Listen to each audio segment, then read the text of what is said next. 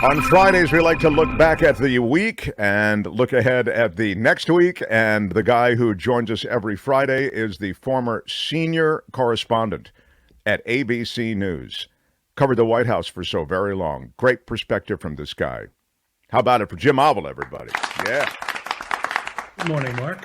Good morning, What's sir. going on this week? Kind of quiet.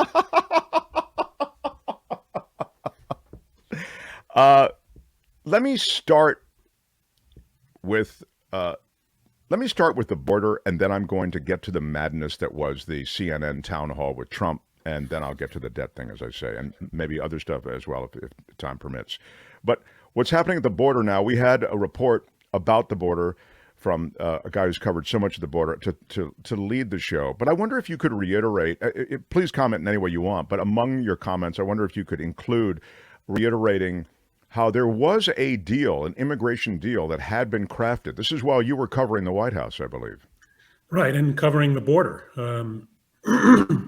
I made many trips down there, including, trips where I rode on a raft across the river from Guatemala to Mexico to trace their, very difficult and heartbreaking journey to this country. What's weird is that sometimes when you talk to these immigrants, they love America more than we do. And they are risking everything they can to get here.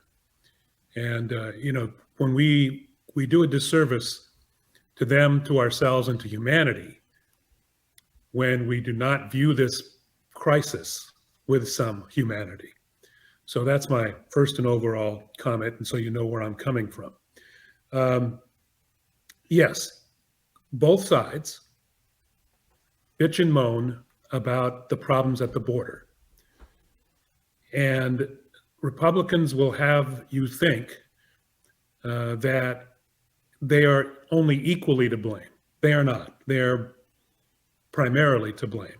In 2015, as you mentioned, there was a bipartisan effort that included Lindsey Graham, John McCain, and then Democrats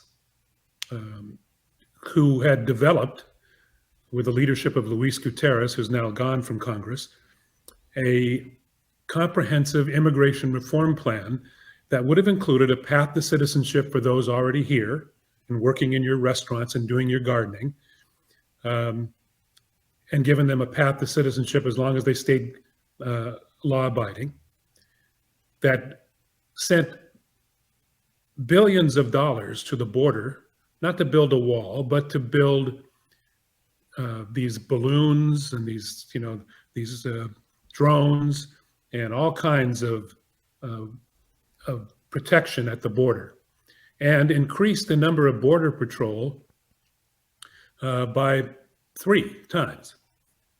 That was all passed by the Senate and was the biggest immigration reform. It also added judges to the asylum system, which is one of the biggest bottlenecks that we have and one of the reasons why people are so lined up there. All that was agreed to. And then the Tea Party shot it down. And it didn't get passed. It was when the Republicans did control the House, and it didn't get through.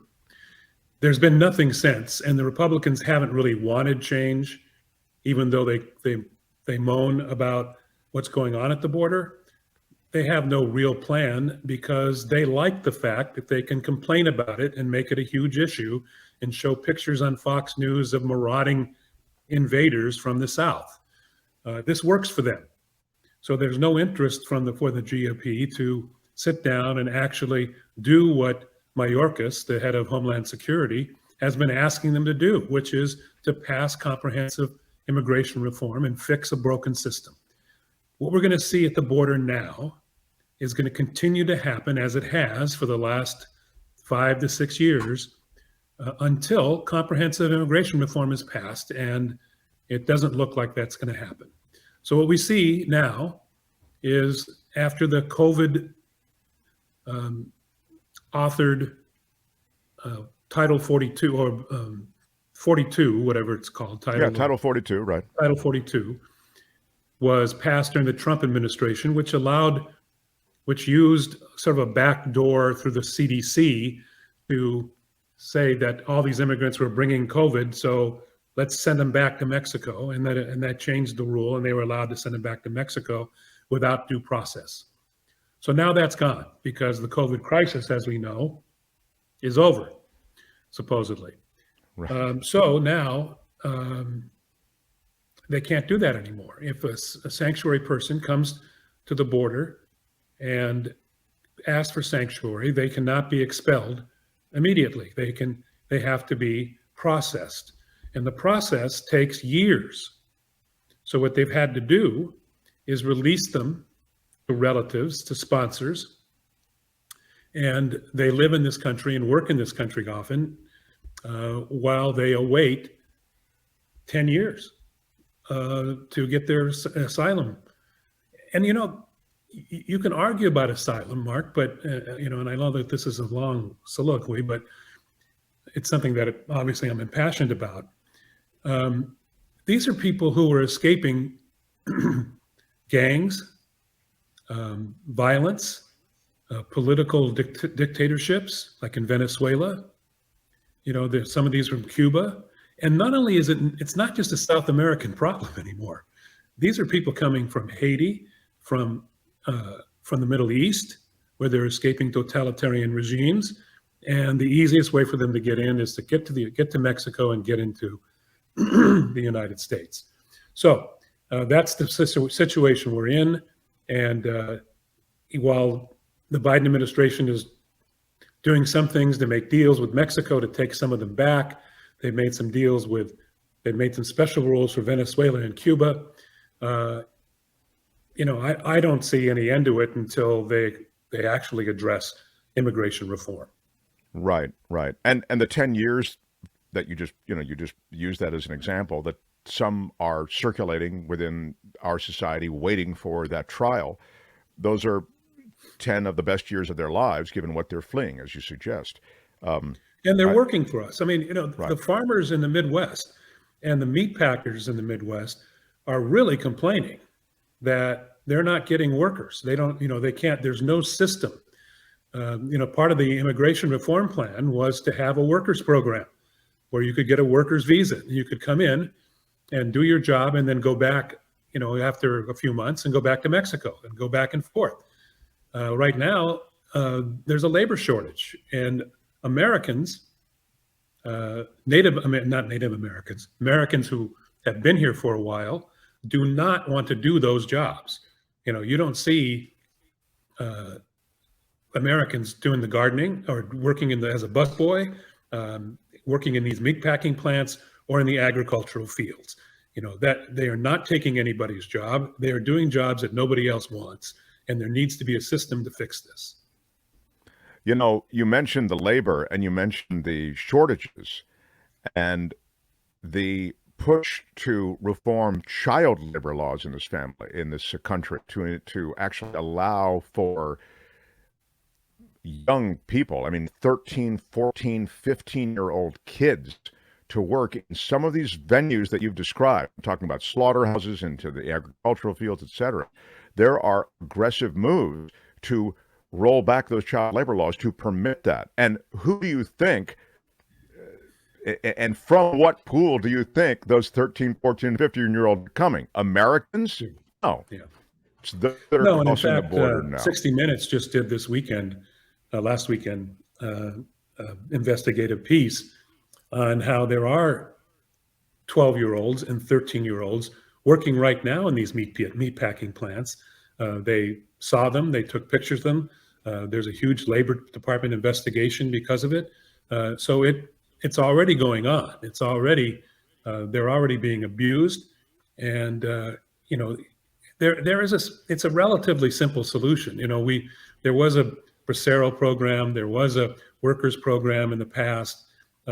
These things work, and there should be some kind of program which allows immigrants to come in, get jobs, work, and then by staying clean and staying out of trouble, they eventually get the chance to become citizens. And that is not happening. One of the reasons it's not happening is the Republicans fear, and that you hear it all the time on programs like Tucker Carlson, that they believe that they're being replaced, and mostly replaced at the voting booth is what they're concerned about, because Right. clearly immigrants are not going to vote for people who hate them. And that's what they're being asked to do if they come over here and vote for Republicans. So the Republican Party is doing its best to keep them out. It's also trying to change laws, amazingly, to change laws to stop young people of all nationalities, Americans, to stop voting. They're trying to get the legal voting age up to 25 in some cases. It's nuts. They're trying. Their demographics are working against them so badly that they're trying some pretty desperate things. And so we get to the leader of the Republican Party now, and that would be Donald Trump, who was the center of this town hall, as they call it, on CNN. It was a TV show. The pond, as I was mentioning before, and I've mentioned the last couple of days, stocked with these MAGA shills and those who are essentially cheering his every utterance. And so when he makes statements of any sort, they're legitimized in a sense by this crowd cheering, laughing at some jokes that were, to call them in bad taste is to be polite. I mean, he was vintage Trump, and he was urged on by the crowd, which sort of isolates the moderator, to be fair to her. But I wonder if you could give me your thoughts on two things. A, that event, and B, the CNN repositioning as perhaps personified by that event. Well, as a journalist, I want to ask questions. So I want to have Donald Trump, because he does represent 50%, 60% of the Republican Party and 30% of the nation. We got to ask him questions. It was the format, I believe, that was a mistake, a huge mistake, the underlying mistake. You can't treat, they say this is the same format we've used with other politicians. Well, Donald Trump, you cannot treat as another politician. You have to treat him differently. He's proven that every other word is a lie, that he will defame, insult. He's been proven that he defamed and sexually assaulted a woman. Okay, that's been proven. He's charged with cheating and on his taxes or in his bookkeeping.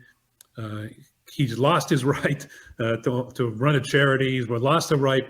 He had to pay millions of dollars for his college stuff to people who were ripped off. He's proven that he is not the normal candidate, and to give him what CNN was claiming is their normal treatment was not the right thing to do.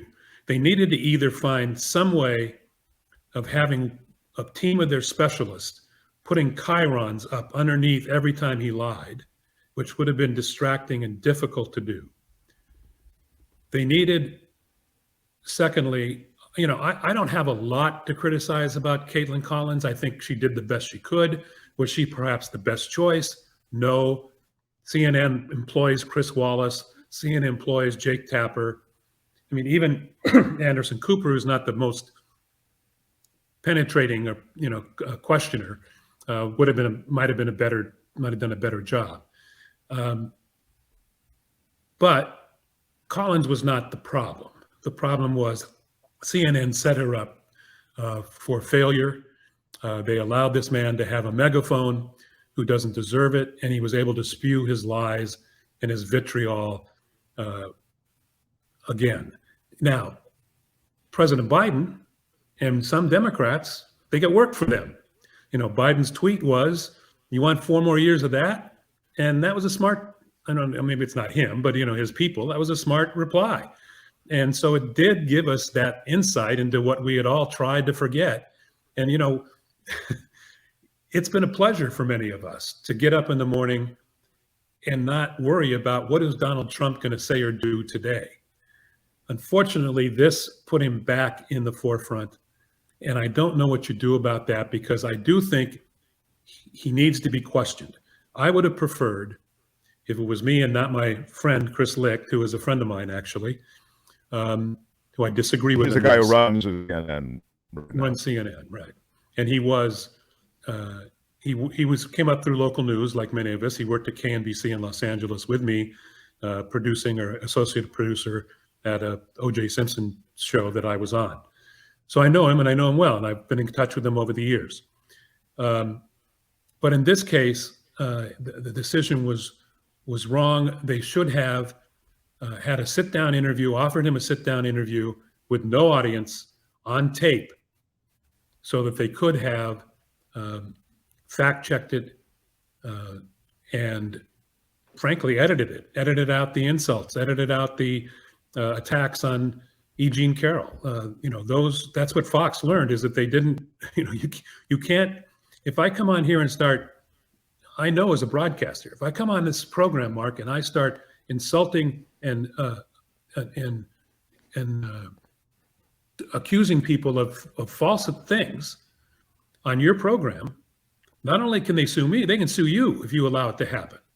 And we were always told that, when I was writing, and I would say, well, I'm not saying that, he is. And the lawyers would say, that doesn't matter. We're broadcasting it. You can't do that. And CNN should have had more responsibility in that. It's really a shame because they used to be the middle road. Unfortunately, what they found is there is no middle road anymore. There's no path to having this MSNBC on the left, Fox on the right, and CNN kind of going down the middle. They're trying that, but unfortunately, they're finding out there are no viewers in that middle anymore. We're so polarized that either you watch MSNBC or you watch Fox, and CNN gets left behind, which is a shame, because when good things, when I'm sorry, not good things, when big things happen, the Ukraine invasion, think back to that. CNN was all over it and doing a great job. When there's a mass shooting in this country, CNN is all over it. So it's a valuable service, and it's really a shame to see it go downhill because of this. I'm so glad that that answer just had everything in it, which is why delighted in letting it go. And it even ended up with the thing I was going to get to, which is, how is CNN repositioning, and how are they viable from a business standpoint with their repositioning? And you answered that as well. I mean, the reality is, in this very divided America, this middle of the road, there's nothing given. From what I'm told and from what I know from insiders who also know him and have heard from him, he was given the directive to go after these Fox News viewers who, it's perceived, are looking for a new home because they feel a little left out of the Fox scene right now. And I'm not. And let me just push back on that a little bit. Yeah. I'm not even sure that their strategy was to go after Fox viewers. I think their strategy was to try to find a middle ground. And what they're finding is that there is no middle ground. They also have had some bad luck. I mean, you have to, before Chris Licht got there, Chris Cuomo, their biggest primetime star, blew himself up with sex scandals and with his brother's, giving his brother advice. He was gone. So that's a big 9 o'clock hour. And then Don Lemon imploded because of his arrogance and misogyny. And so their primetime lineup was decimated. And now they've got to find somebody else. I guess they're looking to Caitlin Collins. She was on last night at 9 o'clock. I guess they're looking to her to replace. But they've lost all these big names, and they haven't really. They're bringing Charles Barkley once a week with Gail King. That's not going to. That's not going to be the answer. I don't get that. Yeah. What the word I got was that the board was demanding ratings, and their plan was to get Fox's ratings. Okay, so I said Fox's audience, but my contact says Fox's ratings. So they're leaning on him, is the word here, and demanding that he do that with CNN. Again, I don't know. That's from one person who claims to, know him. But I think your point is an important one, which is in this highly divided world of American politics. middle road doesn't work. I think we are personality driven largely on television, so you do need to get a primetime personality that brings people in. Communication and good communicators are tough to come by. And so they'll need to find somebody. Again, it's not just about how you cover the news or what news you decide to cover, but it's who delivers it. So we'll Yeah, see. and they're lacking in that. There are people out there. I mean, I've been harping on where's Brian Williams? Why isn't he their 9 o'clock news of record guy? He I think he would bring a huge audience and Sure. some. He's had his issues, but those were off the air. I mean, off news with his issues, and maybe he's done his penance for that at this point, for exaggerating what he did while covering the Iraq War. I mean, look, he's got George Santos to normalize him, so it's fine. I mean, Yeah. whatever Williams said on his worst moment of interview can't even hold a candle to Santos. Right. Let me, in our last couple of seconds here, let me ask you about this debt thing, which you're on record as saying is just sort of theater. Is there a part of the theater that you would concede to me might be a bit different, given that the crazies are driving one of these cars or trying to grab the wheel, if I can use the metaphor, and legitimately could take it off the cliff? Witness what was said in that CNN town hall by Donald Trump, which is, I think, if there are no cuts, then we should just default. Yeah, I don't think Trump helped anybody, of course. He's trying to help himself, hoping for a disaster so he can campaign against Joe Biden. You want to sacrifice this country? Yeah, the answer is yes, he does. He wants to sacrifice this country. He tried to do it on January 6th. He has no problem sending us into a terrible recession and costing people thousands of jobs. Maybe I'm stupid, but I think there are still enough moderate Republicans who will not want to see Social Security stop checks going out to their voting bloc. Many of those people, those old folks like me, vote Republican. You're going to stop sending them checks? You're going to stop sending checks to the vets? It makes no sense.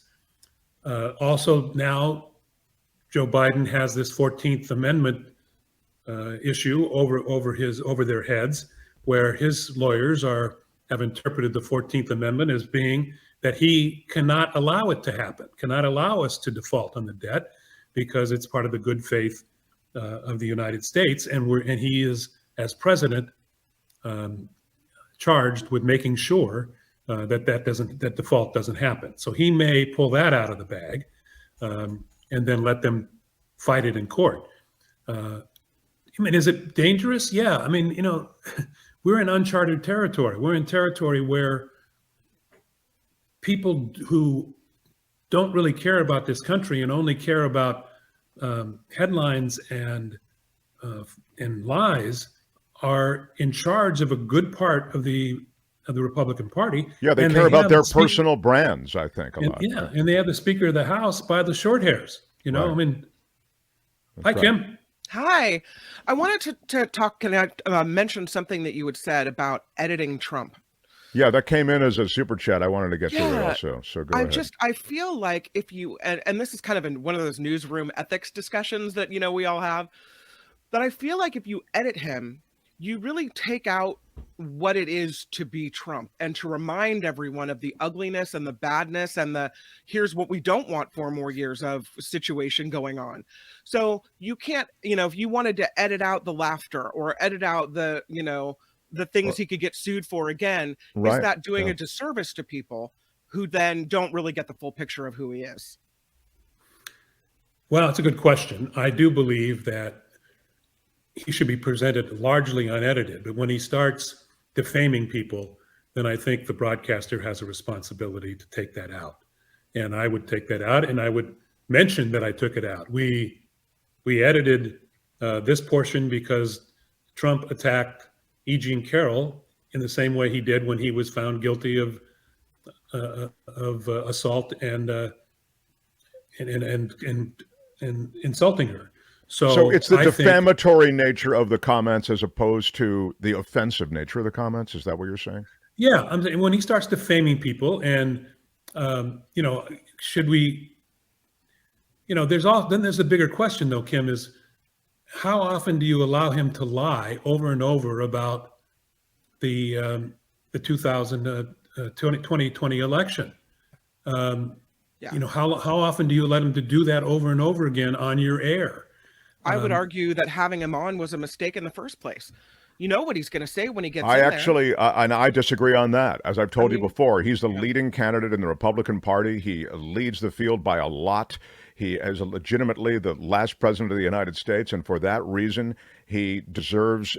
He's newsworthy. Whether he deserves that then, as forum, Jim I don't know. says, then you put your organization at risk because every time he opens his mouth, Well, you something don't put him on rotten's live, coming Kim. out. Yeah. I would not put him on live anymore. I mean, Yeah, he should. right. He's disqualified himself. And if he doesn't want to do it because he don't want to do it live, then fine. See you on Fox. That. Well, we're and not the gonna last be thing on I'll that. say is that Donald Trump navigated and negotiated this situation for that town hall. He made sure as to who the moderator was, and probably by nixing some of the other people that you've mentioned. Maybe Chris Wallace was in that mix, maybe Jake Tapper. Those would have been, John King would have been great also. Yes. But I'm suggesting that he nixed those people, so he ends up with Caitlin Collins, and then of course you've got that town hall, and it was a circus atmosphere. It was absolutely like a Trump rally. All that was missing were the signs.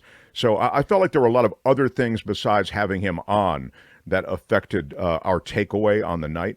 But it's interesting because wow. Media is changing so quickly, and these media moments are changing, and the way that we dissect them is changing. So I got to wrap up, Jim. I love that you spend time with us. I'm so grateful. And I think you should receive the rod of equity and mercy, and I bestow it upon Thank you now, sir. Yes. Just put it in the right place. Receive the rod of equity and mercy. And how about it for the great Jim Avila, everybody? Come on now. Come on. Thank you. Have a good weekend, pal. Yeah. You too. Thank you. Really? Hi, it's Mark, and I thought that was great. Hit the notification bell. You'll know whenever there's a new video being dropped, and please subscribe to our channel to help us save the universe.